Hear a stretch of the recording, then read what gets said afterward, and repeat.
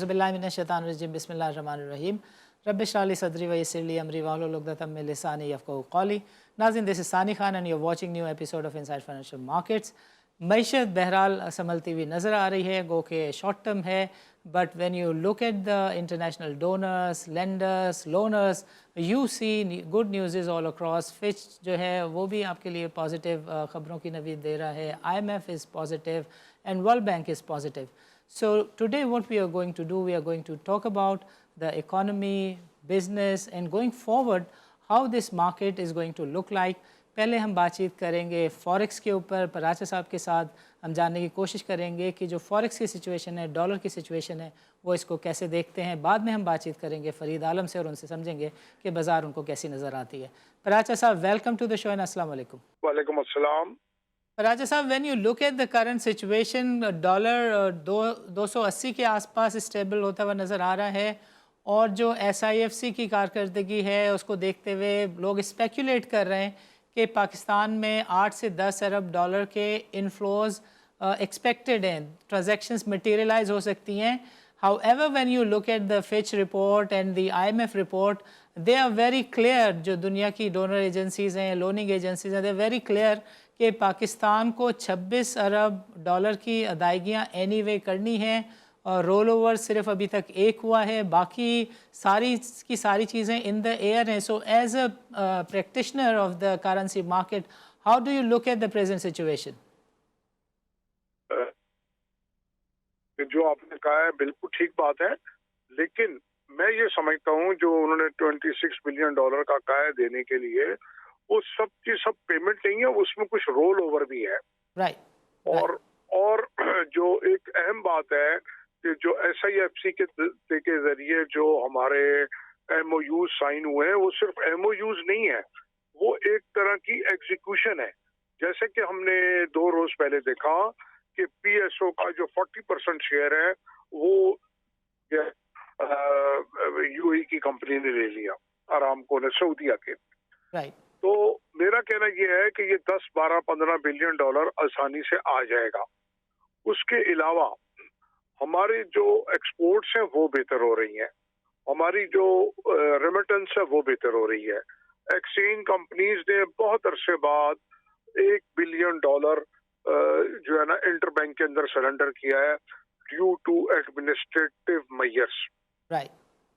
और इंपोर्ट भी हमारी बेहतरी है, हमारा करंट डेफिसिट। इसके साथ साथ जो मल्टीनेशनल कंपनीज के प्रॉफिट्स थे वो भी तकरीबन 90% हमने पेमेंट कर दिए हैं, वो उसकी रेमिटेंस हो गई है। तो खास तौर पे स्मगलिंग के खिलाफ और इलीगल बिजनेस के खिलाफ, चाहे वो फॉरेन एक्सचेंज का बिजनेस हो, चाहे वो अफगान ट्रेड ट्रांजिट हो, चाहे वो money trade base money laundering हो, ट्रेड बेस स्मगलिंग हो, उन सबको एड्रेस किया जा रहा है। तो उससे हमारे रेवेन्यूज में भी इजाफा हो रहा है और हमारी लोकल मैन्युफैक्चरिंग भी बढ़ती जा रही है। तो मैं ये समझता हूँ कि ओवरऑल हमारे लिए ये टारगेट्स अचीव करना बहुत आसान है और कोई इतनी मुश्किल होने वाली बात नहीं, क्योंकि मैंने आपके प्रोग्राम में पहले भी कई दफा कहा है, पाकिस्तान के फाइनेंशियल्स क्रीडेंशियल्स बहुत बेहतरीन है। राइट। देखिए, पाकिस्तान दुनिया की 5वीं बड़ी मार्केट है। राइट। और ज्यादातर जो हमारी जो आबादी है वो नौजवान लोगों के ऊपर है। राइट। और खास तौर पे जो हमारे आर्मी चीफ जो के अंडर के अंदर जो ये काम कर रही है निगरान गवर्नमेंट, खास तौर पे IT के सेक्टर पे। अभी कल मैं परसों पे प्रोग्राम में गया हुआ था, टेक टॉक जो DHA वो बना रहा है आपका IT पार्क, तकरीबन 22 एकड़ के ऊपर। जी जी जी। और उसके अंदर कोर कमांडर साहब खुद आए हुए थे। तो ये एक बहुत बड़ा उनका इंटरेस्ट नजर आ रहा है। और ओवरऑल IT के अंदर मैं समझता हूँ कि ये क्योंकि अब हमारी जो एक्सपोर्ट है वो काफी बड़ी है, कई 100 गुना बड़ी है और आने वाले वक्तों में और भी बहुत बढ़ेगी। तो ओवरऑल हमको थोड़ी मुश्किल सकती है इनको करने में, लेकिन नामुमकिन नहीं है, तो राजा साहब एक चीज़ पे थोड़ी सी अगर आप रोशनी डालना चाहें, प्राइम मिनिस्टर जब स्टॉक एक्सचेंज गए तो वहाँ के बोर्ड रूम में जो सीधा सीधा ताजिर बरादरी के वफद से उन्होंने बातचीत कही, तो वहाँ ताजिर बरादरी का एक मुतालबा सामने आया कि ये जो करंट सेटअप है इसको कम से कम 1 साल या 2 साल काम करना चाहिए। वो अगर काम नहीं करता तो फिर पाकिस्तान में जो मसाइल हैं वो जू का तू रह सकते हैं। और हमने देखा कि बाज़ार हिस्सेस यानी स्टॉक मार्केट जो है वो एकदम 1800 पॉइंट गिर गई, उसमें मंदी हो गई, और जब बाज़ार बंद हुई तो 1000 पॉइंट नेगेटिव थी बाज़ार। सो आप भी उन्हीं ताजरों में से हैं जो समझते हैं कि ये जो करंट सेटअप है इसको दवाम बख्शना चाहिए, कंटिन्यूटी रहनी चाहिए। इस वक्त जब है मौजूदा वो चलना चाहिए, क्योंकि आम आवाम को या बिजनेसमैन को, ट्रेडर्स को, इंडस्ट्रिस्ट को अब इलेक्शन से इतना ज्यादा कंसर्न नहीं है। राइट, मुझे मुल्क में हो, तरक्की हो, अमन अमान हो, महंगाई कम हो, तो अब ओवरऑल अवाम का अब इलेक्शन से कंसर्न नहीं रहा। ना हम देखते हैं कि जो इलेक्शन जा रहे हैं उसमें कम होती है। जो जरूरत है हमारी जो तो इस जो रिजल्ट हैं इस गवर्नमेंट के, आपको वो IMF भी रिकॉग्नाइज कर रहा है, वर्ल्ड बैंक ओवरऑल लोग तारीफ कर रहे हैं। हुआ है नहीं तो वो उन लोगों की कोई ना कोई रिजर्वेशन रहती थी हमारी पॉलिसीज के ऊपर। Right, right. तो उसको कंटिन्यू रहना चाहिए गवर्नमेंट को, और खास तौर पे जो एस्टेब्लिशमेंट है, आर्मी चीफ है, उनकी टीम है, जो जिस तरह वो फिक्रमंद है और काम कर रहे हैं और रिजल्ट्स आ रहे हैं, तो वो इससे बेहतर रिजल्ट मजीद आते रहेंगे इंशाल्लाह। बिल्कुल ठीक फरमाएं। देखिए अभी 5 साल तो आर्मी चीफ साहब के पास मौजूद हैं, और कंटिन्यूटी के हक़ में we see that money changers also have this opinion कि पाकिस्तान में पॉलिसीज़ का जो तसलसल है उसको जारी रहना चाहिए। जो करंट सिचुएशन है डॉलर की, अगर हालात ऐसे ही चलते हैं तो आपको लगता है कि डॉलर 260 का जो रेट है जिसकी बात इशारतन कही थी फाइनेंस मिनिस्टर ने, वो हम देख सकेंगे? मैं एक मिसाल ऐसे दूंगा कि जो 274, 273 अभी हमने कुछ दिन पहले देखा है, Yes. उसके बाद जो कुछ स्पेकुलेट किया गया और कुछ एक बयानिया बनाया गया मार्केट प्लेयर्स की तरफ से, Right. उसकी वजह से ये बढ़ गया, और उसको इन्होंने नफी किया IMF के SLA के साथ, बिल्कुल। जो इन टाइम और इजीली हो गए। तो आपने जो बात की कि ये पहली दफा पाकिस्तान के 75 साल तारीख में हुआ है कि मार्केट 67-66,000 के ऊपर गई। हालांकि अगर देखें कि इस वक्त आपका इंटरेस्ट रेट है वो 22% हाईएस्ट है, लेकिन उसके बावजूद भी स्टॉक एक्सचेंज की कारकर्दगी शानदार है। और एक्चुअली वो कारकर्दगी नहीं है, जो हमारी चीज है उन्होंने बड़े अच्छे प्रॉफिट्स, डिविडेंड्स दी है, जो उस रिजल्ट की वजह से, और लोगों का कहना यह है कि ये अंडर वैल्यू है। और हमने एक बात ये भी देखी कि बहुत सी कंपनीज ने अपने जो शेयर्स हैं वो बाय बैक किए। राजा साहब, आपका प्रोग्राम के लिए वक्त निकालने का बहुत बहुत शुक्रिया। नाज़रीन, this is time for a short break. वक्फे के बाद मिलते हैं और बातचीत करते हैं फरीद आलम से।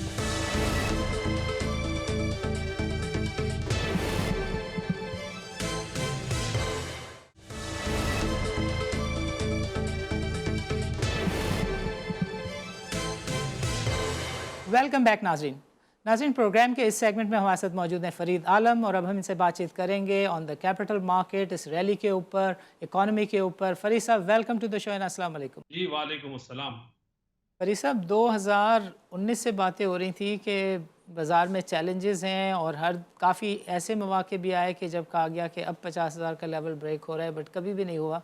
बट फाइनली बाज़ार 43 से चली 62 तक नॉन स्टॉप चली, और लोग जिसे करेक्शन कहते हैं, मैं टेक्निकली नहीं मानता, बिकॉज 200 पॉइंट की करेक्शन क्या होती है except for day before yesterday. इस पे भी आपसे बात करेंगे कि ये क्या कुछ है, बट पहले मैं चाहूँगा कि आप कमेंट करें कि how do you look at this rally and how did it began. Everybody links it with the IMF programme जो रिव्यू हो रहा था उससे, और जो फॉरेक्स का ऑपरेशन था उससे, as a market player, big player, how do you look at this rally? Thank you very much Sani भाई। बहुत सारे अवामिल हुए जो कि इकट्ठे होते चले गए।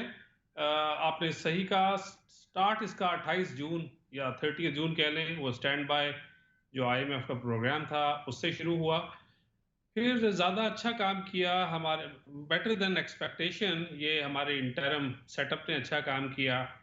और एक आखिरी महीना, मैं अगर आपको अपने नाजरीन को याद कराऊं, जो लास्ट मंथ था, जो लास्ट गवर्नमेंट का, जाते जाते उस वक्त एक एक फिजा पैदा हो गई थी जिसमें रेकोडिक वाले वो बारिक गोल्ड और सारी इस वाली एक्टिविटी में पाकिस्तान एक दोबारा से डेस्टिनेशन बना, बहुत सारे टॉप नॉच इन्वेस्टमेंट बैंकर्स का और बाकी लोगों का।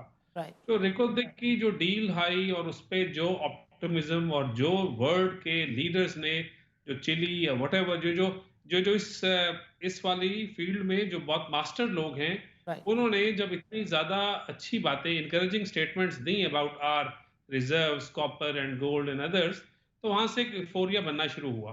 फिर जिस तरह डॉलर स्टेबलाइज हुआ, और आपको पता है कि हमारे यहाँ पाकिस्तान में ये जो हमारी मार्केट का साइज काफ़ी छोटा है। या अगर देखें, अगर नाजरीन को मैं बताता चलूँ, बिकॉज ये मेरा फेवरेट सब्जेक्ट है आजकल, कि 26 ट्रिलियन के हमारे टोटल बैंकिंग सेक्टर के डिपॉजिट्स हैं, राइट।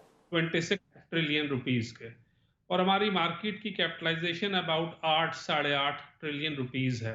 राइट। और ये टोटल मार्केट की कैपिटलाइजेशन है। इसमें जो फ्री फ्लोट है, यानी जो स्पॉन्सर का शेयर हो और जो गवर्नमेंट ऑफ पाकिस्तान जो है उसको निकाल दें, तो तकरीबन ये ओन करते हैं 73-74%, या लेट्स से 75% लगाएं मोटा। तो राइट। 25% फ्लोट वो है शेयर्स का जो मैं और आप और हमारे जो इन्वेस्टर्स हैं वो खरीद सकते हैं। राइट। तो 8 ट्रिलियन का 25%, 2-2.5 ट्रिलियन रुपीस जो है, ये आपकी मार्केट का साइज है। तो जिसमें मेरी और आपकी सबकी we have to do a lot या कि हम इस बात को थोड़ा साइज करें। बिकॉज हम आपस में बात कर रहे थे तो हम ये कहते हैं कि अगर आज के दिन समझाने के लिए नाजरीन को कि अगर state life insurance corporation of Pakistan, इसके एसेट्स को आप मार्क टू मार्केट कर लें, जो या इसकी लैंड का बैंक है, सब कुछ है, और तो सिर्फ अकेले स्टेट लाइफ की mark to market of investment is about close to, मेरे हिसाब से 1.7, या आसानी के लिए मैं राउंड कर लूं तो 2 ट्रिलियन की तो सिर्फ वही है। यस। तो स्टेट लाइफ के एसेट्स समझे, they are quite comparable to the free float of the market. यहाँ एक अच्छी बात, मैं इनकरेजिंग बात अपने पाकिस्तानी दोस्तों और नाजरीन को जरूर बताऊंगा, क्योंकि मैं बड़ी इससे साई ऑफ रिलीफ और मुझे बड़ी कंफर्ट मिलती है कि गवर्नमेंट ऑफ पाकिस्तान जो मर्जी कह ले, गवर्नमेंट हमारी कोई गरीब गवर्नमेंट नहीं है। इनको अपने जो एसेट्स हैं उनका एहसास नहीं है। राइट। गवर्नमेंट के पास इतनी शानदार किस्म की वैल्यूएशन की कंपनियां हैं कि वो अब देखिए ना, पाकिस्तानी स्टॉक एक्सचेंज पे जो सबसे बड़ी लिस्टेड कंपनी है, just giving examples of OGDC और एक्सेट्रा एक्सेट्रा। या अभी मैं स्टेट लाइफ या अनलिस्टेड को छोड़ भी देता हूँ, PPL, OGDC, right. The couple of more, लेकिन मैं सिर्फ एग्जांपल दे रहा हूँ कि हम, अच्छा ये कहाँ पड़ी हुई है, इसकी को बैलेंस शीट नहीं बनती, जो मेरी अंडरस्टैंडिंग है, आई या may be wrong, but my understanding is कि जो प्रेसिडेंट ऑफ पाकिस्तान के नाम पे एसेट्स पड़े होते हैं, इससे आप पूछे ना कि इसका लेना और देना डबल एंट्री हो क्या रही है। राइट। तो जो बहुत सारे एसेट्स हैं गवर्नमेंट ऑफ पाकिस्तान के जो पड़े हुए हैं, because they are doing nothing, या तो उसको, या जिस तरह आप देख लें, अब कोई सीडीए जो हमारा कैपिटल डेवलपमेंट अथॉरिटी है इस्लामाबाद की, वो कोई प्लॉट बेचता है 2000-4000 गज का कमर्शियल I-8 में या कहीं और भी, तो राइट। वो what that small piece of land auction brings to CDA।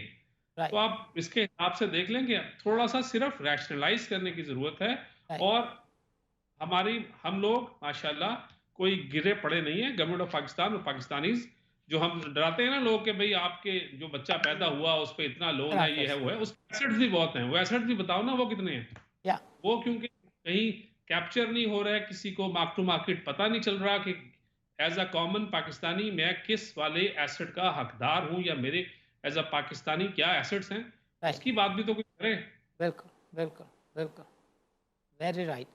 Farid साहब, ये किसी और साहब ने मुझे इससे मिलती-जुलती बात की थी कि सानी, ये जो डराते हो 100 अरब डॉलर के कर्जे, तुम चुंदरीगढ़ रोड से और शारे फैसल तक बिल्डिंग की वैल्यूएशन कर लो और फिर तुम मुझे बताओ कि तुम्हारे असासे कितने। कह रहे हैं कराची से बाहर जाना तो दूर की बात है, आपका जो एक रोड है इसके ऊपर जो एसेट्स हैं इसकी वैल्यूएशन कर लो तो तुम्हें पता चलेगा कि Pakistan, how wealthy, filthy rich Pakistan and government of Pakistan happens to B.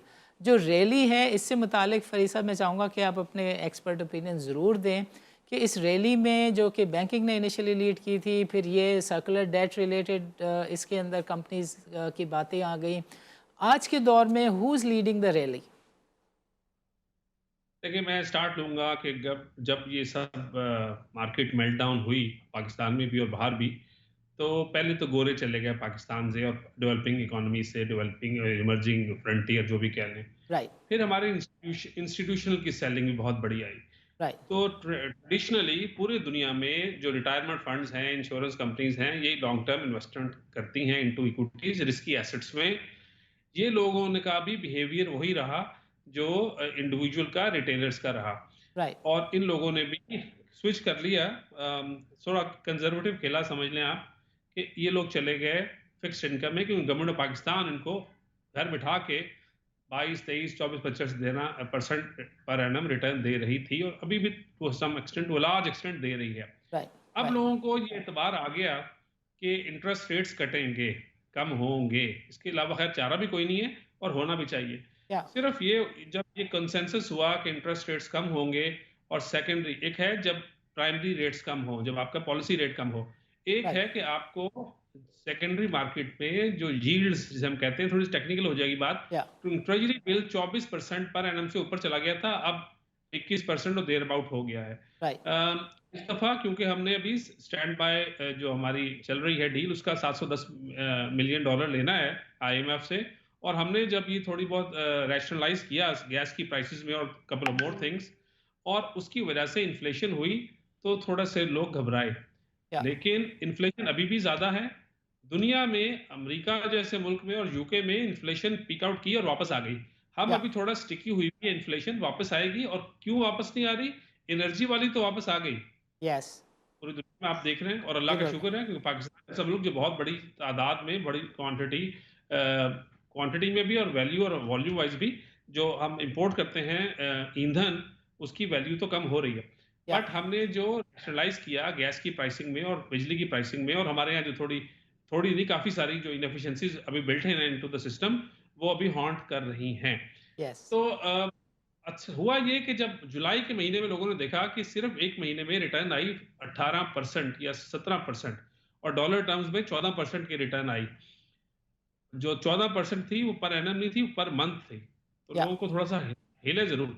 लेकिन या आप ये देखें कि हमारी जो तेजी की खबरें आई उसमें यह है कि डॉलर जब कर्व मार्केट में 320 से ऊपर चला गया था और वापस अब नीचे आया है, राइट, या गोरा जो इन्वेस्टिंग करता था पाकिस्तान में, राइट, वो पाकिस्तान की मार्केट से कमाता था, लेकिन एक्सचेंज रेट पे लॉस कर देता था। यस, अब वो कमा रहा है, एक तो पाकिस्तान की मार्केट की बूम जो बुल रन चल रहा है उसके अंदर, या और एडिशनली अगर उसने 300 डॉलर या 295 या 290 का लिया था, और अब उसको डॉलर्स बेहतर मिल रहा है, तो उसको रिटर्न यहां से भी बन रही है। और आपने देखा एमएससीआई की रीबैलेंसिंग हुई, और आप राइट, देख रहे हैं कि गोरा पाकिस्तान में इन्वेस्टमेंट कर रहा है। बिल्कुल सही, परसों तक, कल तक 70 मिलियन डॉलर की फिस्कल ईयर टू डेट की इन्वेस्टमेंट हो चुकी है बिल्कुल पाकिस्तानी सही, मार्केट में। और हमें यह है कि तो एक बात हो गई कि एक्सचेंज रेट स्टेबलाइज हुआ, यस, दूसरी बात ये हुई कि राइट, इस वक्त पूरी दुनिया में इसकी एसेट्स का एक एक राइट, राइट। जोरा चल रहा है। फरीद आलम साहब, अभी वक्त टर्की हुआ में चाहता है छोटे से वक्फे का, मैं चाहूँगा कि हम बातचीत को यहीं से शुरू करें, but right after a short break, please don't go nowhere.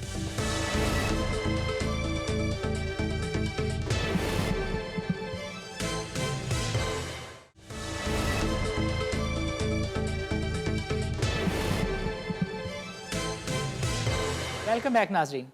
नाजरीन, प्रोग्राम के पिछले सेगमेंट में फ़रीद आलम साहब ने तफसील के साथ बताया what were the factors and how this really started, who were the players, and going forward he mentioned कि पाकिस्तान के बारे में एक बहुत ही अजीब सा तसव्वुर पेश किया जाता है कि हम एक गरीब कौम है, हम कर्ज़ा मांगने जाते हैं, बट पाकिस्तान के जो हिडन वैल्यूज़ हैं, हिडन ट्रेजर्स हैं, उसकी कोई भी बात नहीं करता। पाकिस्तान के जो एक एसेट सिर्फ स्टेट लाइफ के पास है, उन्होंने बताया कि उसकी जो मालियत है वो जो फ्रीली अवेलेबल टू ट्रेड हिस्सेस का हजम है वो उससे कहीं ज़्यादा है। And if you talk about the other assets then sky is the limit. So Pakistan has lot of potential. Farid साहब, मैं चाहूँगा कि चूँकि हमारे पास अभी 5 से 10 मिनट का वक्त ज़रूर है, तो आप लोगों को इस वक्त की सिचुएशन में ज़रूर गाइड करें, because I have heard number of things people are suggesting कि आर्मी चीफ अमेरिका से वापस आएंगे, इलेक्शन नहीं होंगे, इलेक्शन अगर नहीं हो रहे तो ये रैली ब्रेक कर जाएगी, और जो SIFC है उसके भी इनिशिएटिव्स अगर मटेरियलाइज नहीं होते तो उसके भी चैलेंजेस अलग होंगे। बट इन सब बातों को साइड में रखते हुए when you look at the stock market ये बता रही है कि there is a lot of potential. Stock market ये बता रही है कि जो लोगों का इंटरेस्ट है उसमें कमी नहीं हो रही, और डिस्पाइट छोटी मोटी करेक्शंस बाज़ार का जो अपवर्ड ट्रेंड है वो जारी है। I would want you to kindly guide our viewers. जी देखिए, इस पे जो हमने शुरू किए थे अवामिल, इस पे चीज़ें तो और भी बहुत सारी हैं। सबसे इम्पोर्टेंट ये है कि वैल्यूएशंस हमारी इतनी चीप हो गई थी कि जो 100 की चीज़ है वो 90, 80, 70, 60, 50, 40 तक आ गई थी। अब 40 से दोबारा बढ़ के 55, 60 तक हुई है, अभी भी गुंजाइश बहुत है। Interest rate was the major factor जिसने हमारी मार्केट को वो वैल्यूएशन पे ले आया जो कि हमने कभी सोची भी नहीं थी। राइट। और वहाँ अफ़सोस इस बात का है कि हमारी स्टॉक मार्केट ने उनको हमारी प्राइसिंग को सही तरह से एडजस्ट नहीं करके दिया जो जिस लाइक वो कंपनियां थी।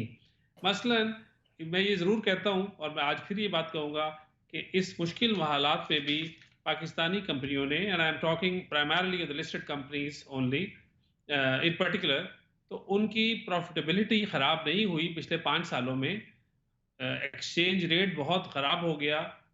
डॉलर की आपने देखा क्या रुपए की क्या कदर रह गई डॉलर या के मुकाबले में।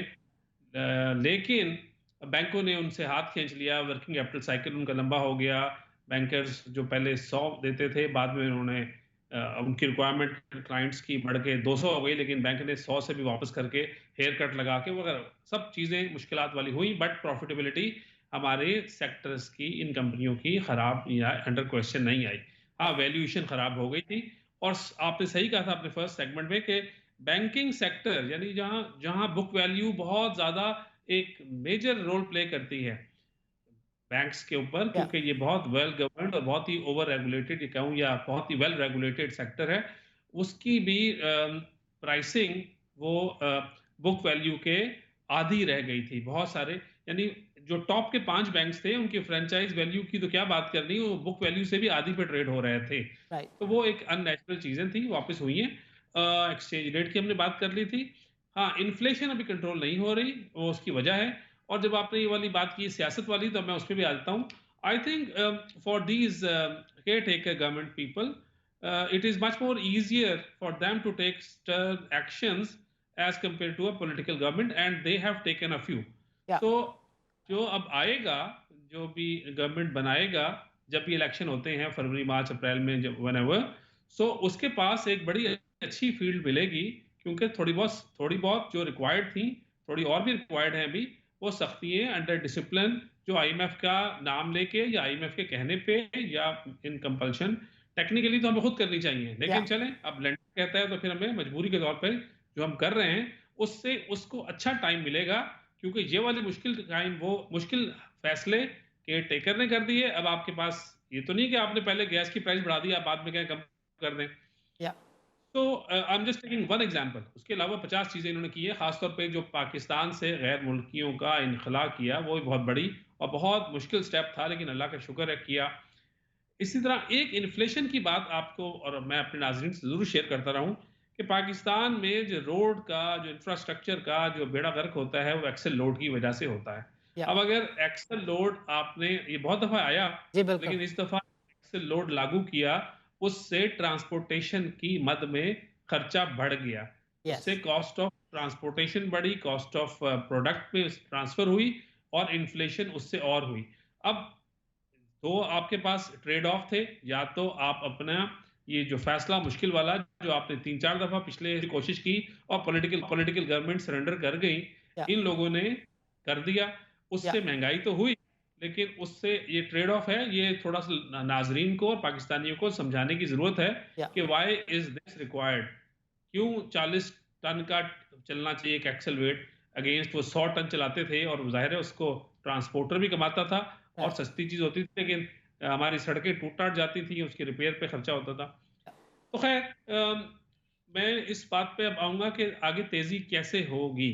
या अभी तो सिर्फ स्टार्ट हुआ है, इंडेक्स को छोड़ दें, इंडेक्स शायद यहाँ स्टिकी हो जाए या थोड़ा दिसंबर तक वाला, मुझे लगता है कि लेट्स से 66 से 70,000 के दरमियान होना चाहिए।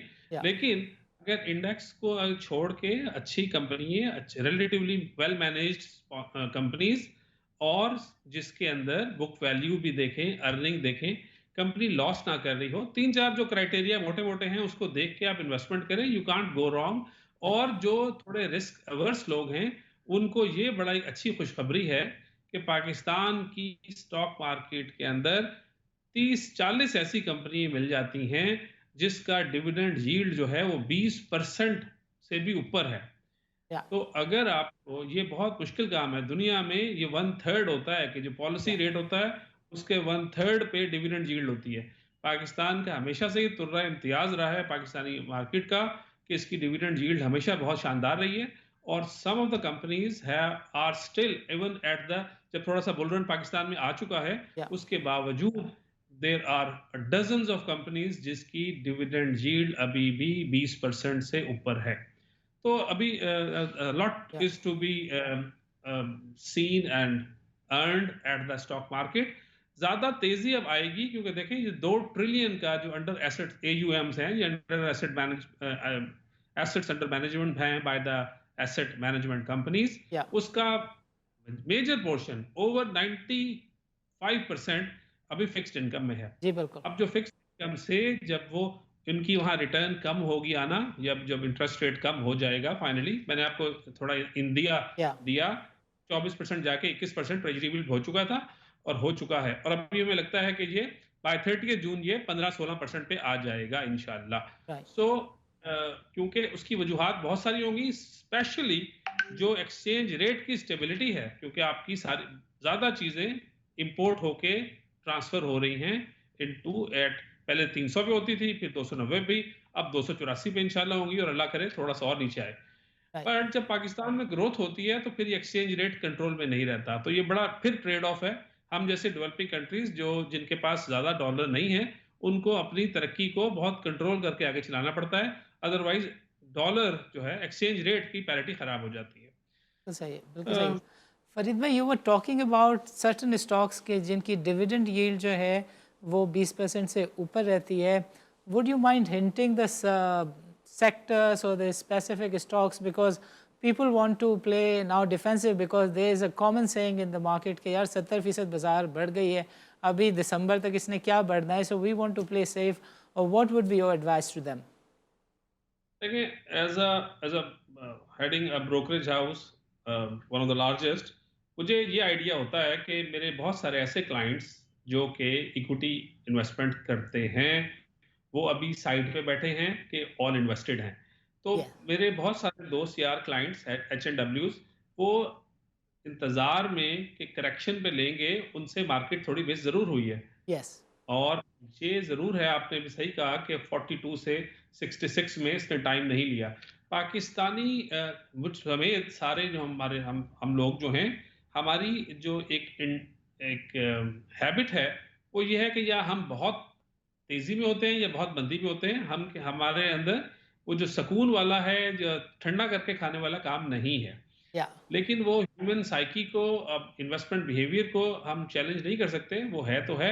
Yeah. बट आई थिंक अब मार्केट के अंदर बहुत गुंजाइश है। जो आपने हिंट किया था कि पॉलिटिकल गवर्नमेंट जब आएगी, तो मुझे लगता है कि पॉलिटिकल गवर्नमेंट आके जो उसको ये जो स्टेज मिलेगी, तो they will be in a better position to really take it on from there. और इस वक्त आप देखें सारी दुनिया अब दोबारा से ये थोड़ा थोड़ा ये विंडो आती है पाकिस्तान की, जब पाकिस्तान की in the committee of Nations value बढ़ जाती है। यस, आजकल माशाल्लाह इकोनॉमिक लेवल पे खास तौर पे मैं यहाँ जिक्र करूंगा जो अरामको की डील गैस एंड ऑयल ने सिक्योर की।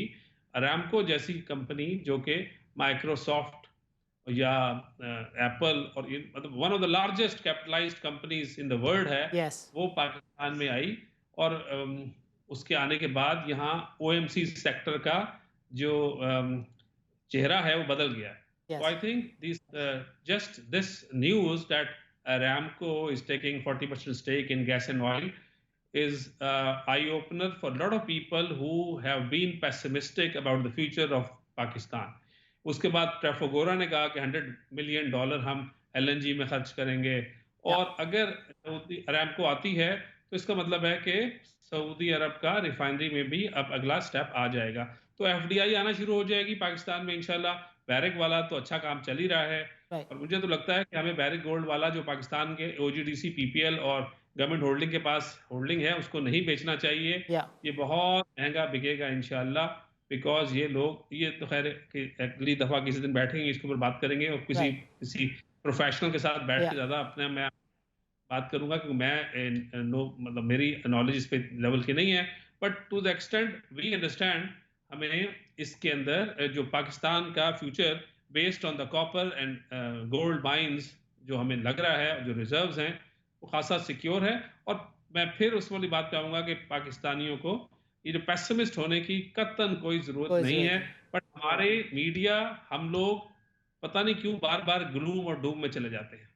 फरीद साहब, चूँकि प्रोग्राम का वक्त ख़त्म हो रहा है, मैं चाहूँगा कि आप इन्वेस्टर्स को मैसेज ज़रूर दें और इस बात पे भी कमेंट करें कि Arif Habib has given a number of 81,000 for June 2024। There are other brokerage houses जिनकी जो रेंज है वो अब 75,000 पे चली गई है, जो कि कभी 60,000 पे होती थी।